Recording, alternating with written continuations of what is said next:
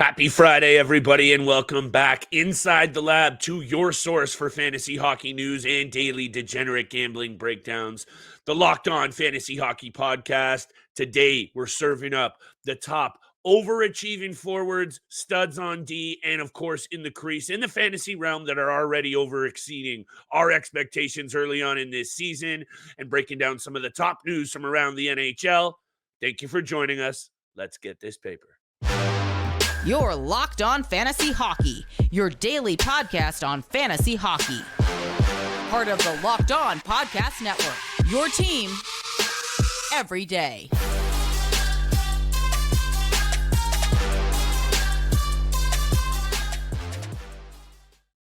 What is going on, everybody, and welcome back to your show, the Locked On Fantasy Hockey Podcast. Joined today just solo, your boy Big Flip Livingstone. I'll spit out these words, I promise, everybody. Steele is on the IR today. We'll be back on Monday for a juicy waiver wire Monday special. But thank you for so much for making us your first listen every single day. We couldn't do it without y'all. And I'm so happy that the NHL season is back in full swing. And that means we're back in full swing on this show, Monday through Friday, hopefully breaking down everything that you need to know to make your fantasy team a little bit better each and every week, including we got our big time bets, baby. And there's only 2 games on Friday's board, but I got a couple of good angles. The boy's been hot to kick off the year. I've been rolling with the bets. I hope you've been tailing along on X, Twitter, however you call it, because we've been trying to put a little bit of money in that pocketbook as well. That's part of what we do every single day on this show.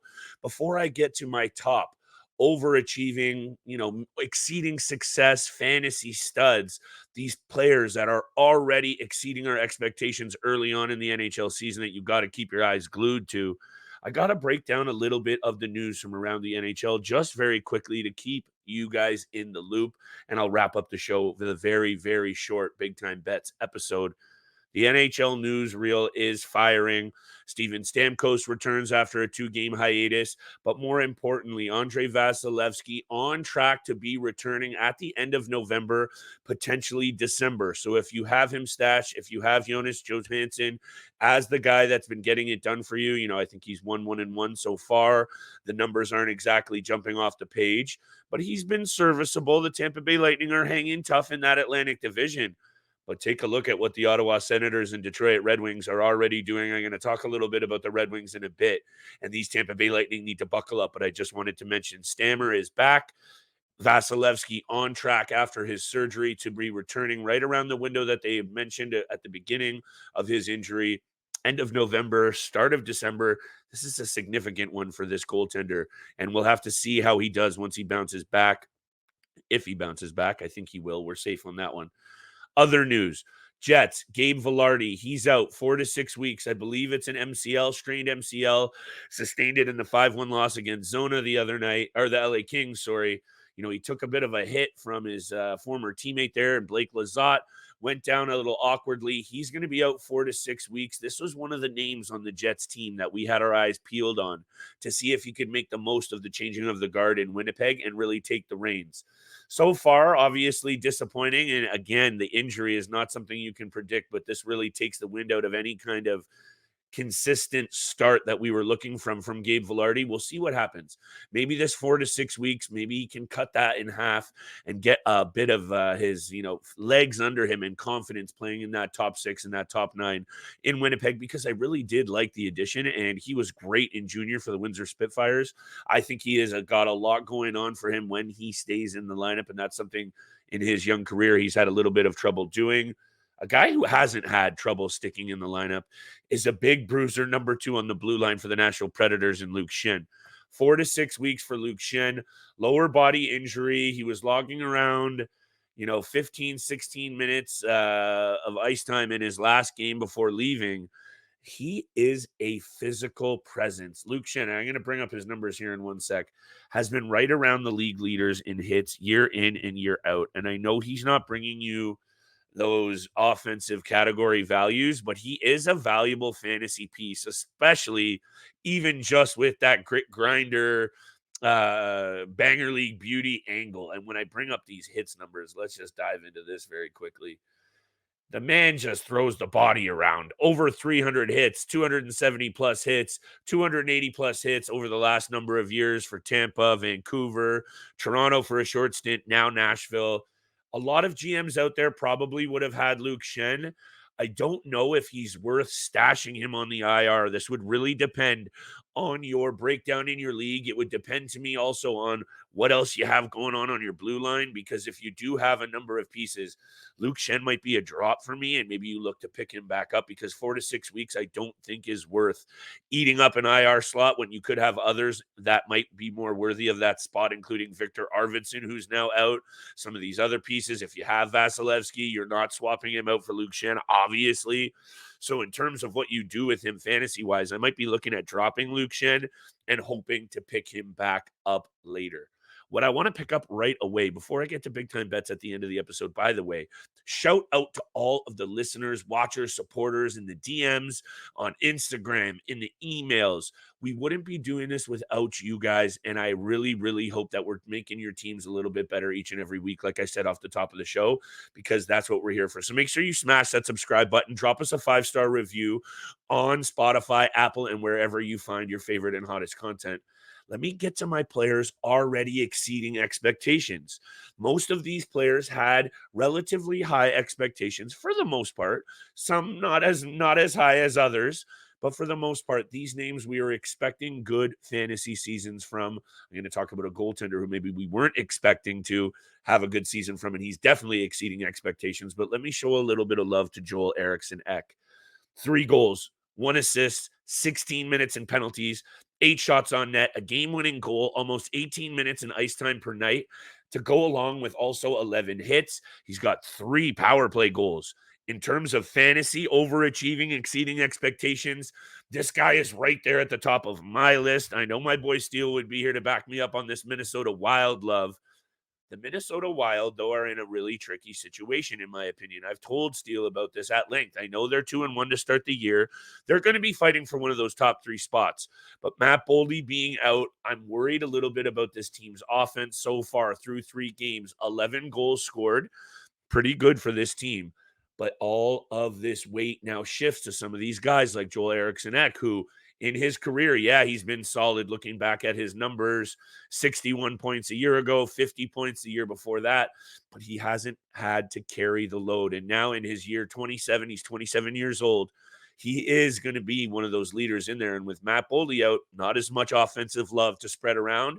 So I really want to see what happens with Joel Eriksson Ek and the Minnesota Wild over the next couple of weeks, because so far, those numbers are lighting up the categories.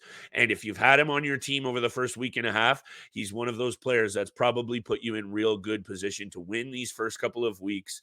And let's see what he can do. 4th in Selke voting a few years back, 7 2 years ago, and 9th. That's top 10 in Selke 3 years running. You got to pay attention to these kinds of players who can get it done at both ends of the ice. He's elite and he fills out the categories.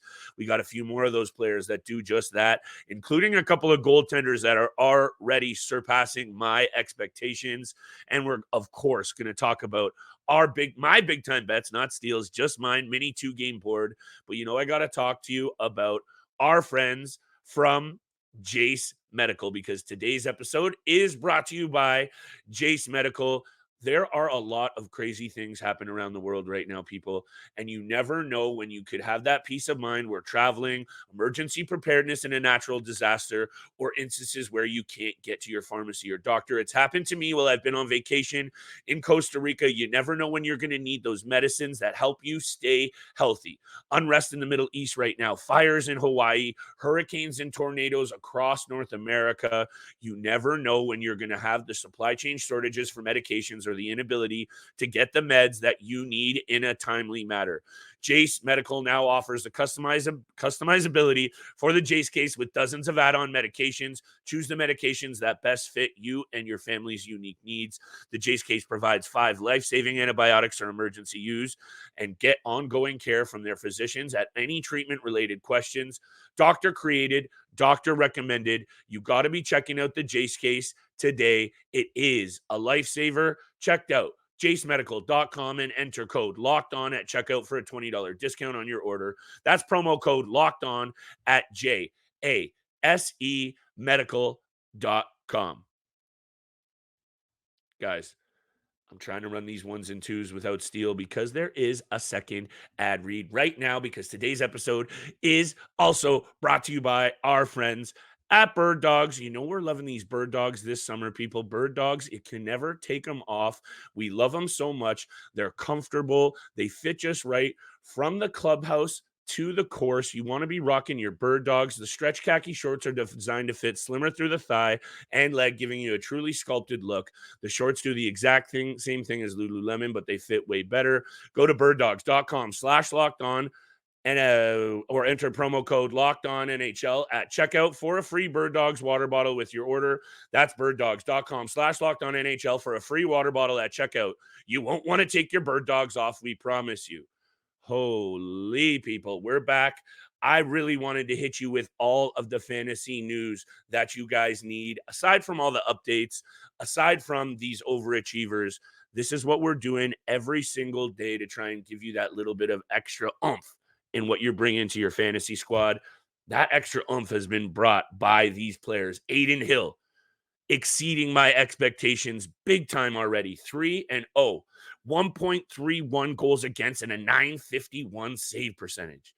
This guy, before taking the Stanley Cup, taking the Vegas Golden Knights to the Stanley Cup and playing great in the postseason. Let me bring up his postseason numbers last year.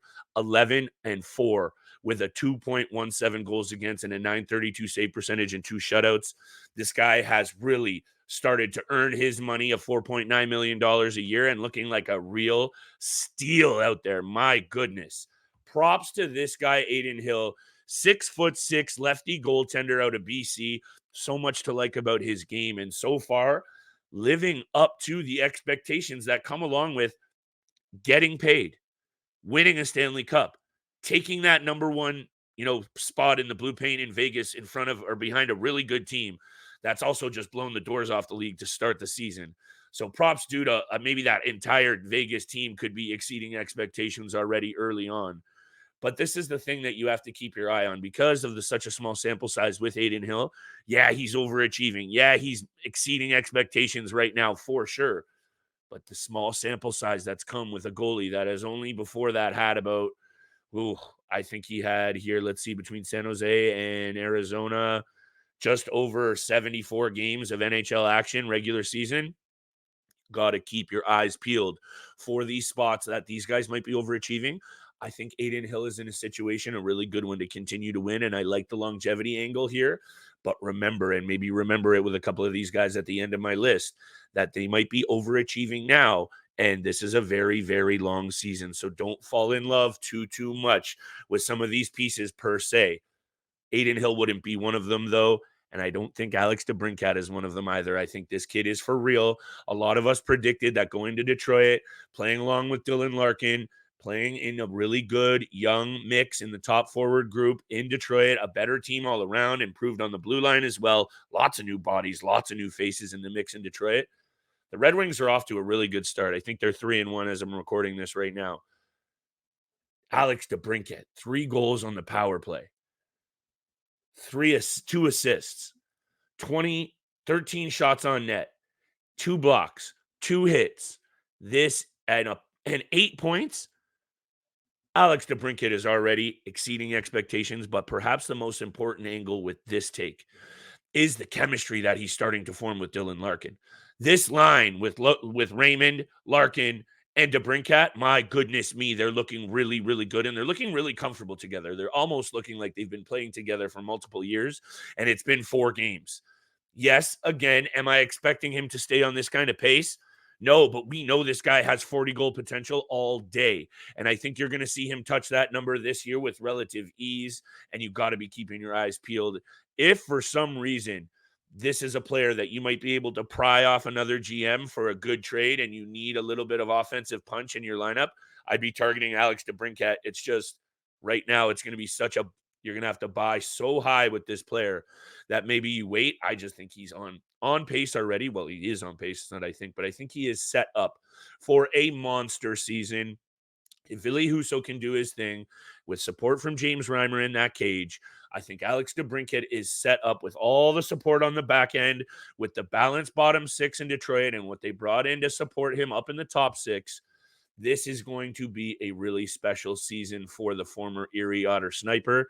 Let's see what happens. I think he's touching 40, 45 goals, already exceeding expectations. How about Brady Shea? 1 goal, 5 assists, 9 shots on net, a couple of PIMs, +6, 8 block shots. He's holding it down in the mix in the top 4 in Carolina. Let me bring up those lines just one more time because, of course, I don't know why I don't have it. I miss Steele real bad right now. This is a group that he is holding down power play time. He's playing on the second unit with Brett Pesce. This is a loaded back-end group. He was also getting looks for a moment there. He was getting a couple of rushes on the top power play at the start of the season. I know he's not on that second power play unit currently, but he was getting some looks there. No one's really talking about him, and to me, he's definitely exceeding expectations and overachieving. A less sexy name for sure, but one nonetheless that I really wanted to come on here and mention. I got one more name that I'll mention right after the break. Overachievers, players that have really blown expectations out of the water so far. And this is a name that you might not expect and one that I don't think Steele would love. And then right after the break, I'll be coming back with a little mini 2-game board big time betting episode. But today's episode is brought to you by Sleeper. Make sure you're checking out the Sleeper app for all of your daily fantasy hockey needs. And you can also play daily fantasy on the NFL, NBA, MLB, and college football. Anytime your favorite player scores a hat trick, your favorite team even wins the Stanley Cup, you can win 100 times your money and play daily fantasy on the Sleeper app. These are all possible scenarios for this season, but to have a chance at winning, you need to play daily fantasy hockey on Sleeper. As the official daily fantasy app of the Locked On NHL Network, Sleeper is our top choice for daily fantasy sports, especially daily fantasy hockey, which you know we're loving. With Sleeper, you can win 100 times your cash in daily fantasy hockey contests. With studs like McDavid, Ovi, Crosby, and Makar, all you need to do is pick more or less on stats for these stars. Choose stats like goals, assists, saves, plus, minus, and more. Yeah, you heard me. All of our NHL fans out there, you can get 100 times payout on the Sleeper app, so start paying attention and getting your picks in so you could win big. Use promo code LOCKEDONNHL and get up to $100 match on your first deposit. Terms and conditions apply. That's Locked On NHL. See Sleeper's terms of use for details. Wee-hoo! Guys, holding it down here solo. Steele will be back Monday. Make sure you're checking us out for the waiver wire special. The weekends always bring so much injury, lineup shuffles, things that you're going to need to do to keep your team tip-top shape. Every single Monday, Steele and I will be breaking down all of our favorite waiver wire ads, maybe some players that you even need to get away from. We're going to have some guests coming up next week. Make sure you're tuned and tapped. Subscribe to the channel. Drop us a 5-star review. And thank you so much for making us your first listen every single day. We are a part of the Locked On Network, your team every single day. The team of this player that I'm about to talk about, it's one that I still don't buy into its overall success in the St. Louis Blues. 2 games in, 1-0-1. But, however, there is something we need to talk about because Jordan Binnington has been a very polarizing individual since entering the league. Winning a Stanley Cup, being a runner-up for the Calder, 10th in voting for the Hart, 5th in the Vezina in his first year in the NHL, lighting the league on fire. Then we start to buy into it the follow-up year, 30, 13, and 7, 7th in Vezina voting. And then it's just gone basically straight off a cliff in terms of on-ice performance, off-ice bonehead decisions, on-ice bonehead decisions. This has been a player that I think Steele and I have talked a lot about as in the keeper dynasty side of things. A couple of seasons ago, you were feeling very comfortable that you had Jordan Binnington anchoring your blue paint, your goalie roster, if you will. Now, headed into this season at least, expectations, I think, for both the Blues and for Binnington were perhaps at an all-time low. And if not for his beast mode contract, they may have already given it to this Joel Hofer kid. Sooner than later, he's coming for that crease. By the way, double circle that name. keeper dynasty side of things, Mr. Hoffer is going to be a very, very interesting young name to keep your eye on. However, so far through the first 2 games, and I know it's 2 games, Binnington has looked sensational. 1 win, I know, 1 overtime loss, okay. 969 save percentage and an 092 goals against. That's all I need to say. That's all I need to say, because he is for sure already exceeding expectations. 2 games, I get it. But if he can hold together even a scrape of this kind of Binnington, he is once again fantasy relevant. It's hard for me to say that because it is only 2 games. That's a big if. But if he can, because he's shown that he can do it in the NHL. He's only 30 years old. Not a ton of mileage on this body either. So let me have a look over the next couple of weeks now that I've put myself out there and said Jeremy Binnington exceeding expectations and keep your eyes on him. I'm going to have to do the same to make sure that this take doesn't completely blow up in my face, which it's happened before, people, and thanks for holding me down. This is where I especially miss Steele. But big time bets, Friday. 2 games.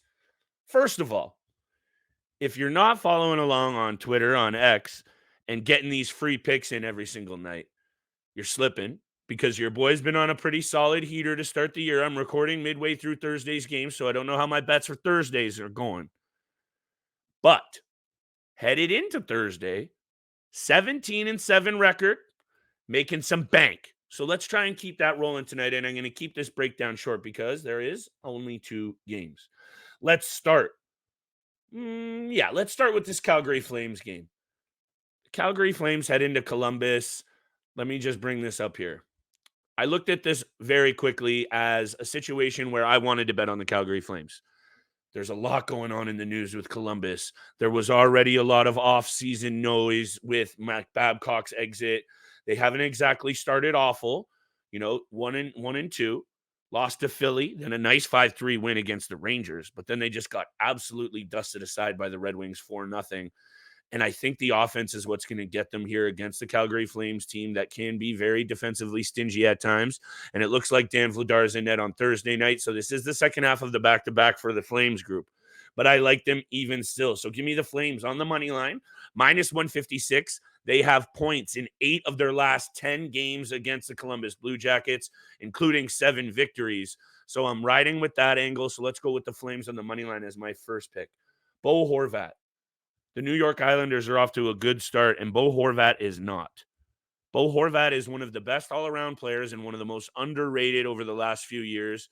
Yeah, there was some off-ice issues in Vancouver, clubhouse issues, but I really don't think that had anything to do with Bo Horvat, who's been nothing but a professional and gets it done at both ends of the ice. He fills out the categories as well: hits, PIMs, block shots. 70 points just a couple of seasons ago. 70 points, just a season ago, 38 goals. This slow start in 2 games, I think he comes out of it. I like the Bo Horvat anytime point. The odds are fluctuating. Like I said, 70 last year. He's going to pick up at some point, and I think he does it tonight against a good New Jersey Devils team, but one that likes to allow goals as well. Lock of the night. And this is a spicy one because you know how much I've been buying into what's going on in New Jersey. For obvious reasons, Devils 1-1-1 to start the year. Islanders 2-0. Sorokin looking really nice. The New York Islanders hold a 7-3-0 record in their last 10 against these New Jersey Devils. And I'm riding with that angle. I'm also getting plus money right now for an Islanders team that has started nicely. The Devils, I know, are going to be there at the end of the year, but they're going through their growing pains as well. Timo Meier being benched the other night. Dawson Mercer hasn't exactly torn the page off yet. Give me the Islanders, +110 on the money line at home. I'm loving the home dog plus money. That's my lock of the night. Let's try and keep it rolling. Thank you so much for tuning in for the Friday episode of the Locked On Fantasy Hockey Podcast, just with your boy, Big Flip Livingstone. Make sure you're checking out all the other Locked On channels, your team every single day, NHL, MLB, NFL, NBA, and of course, the NCAA, your team every single day on the Locked On Network. Thank you so much for joining me for the Friday episode. We'll see you Monday for a waiver wire special.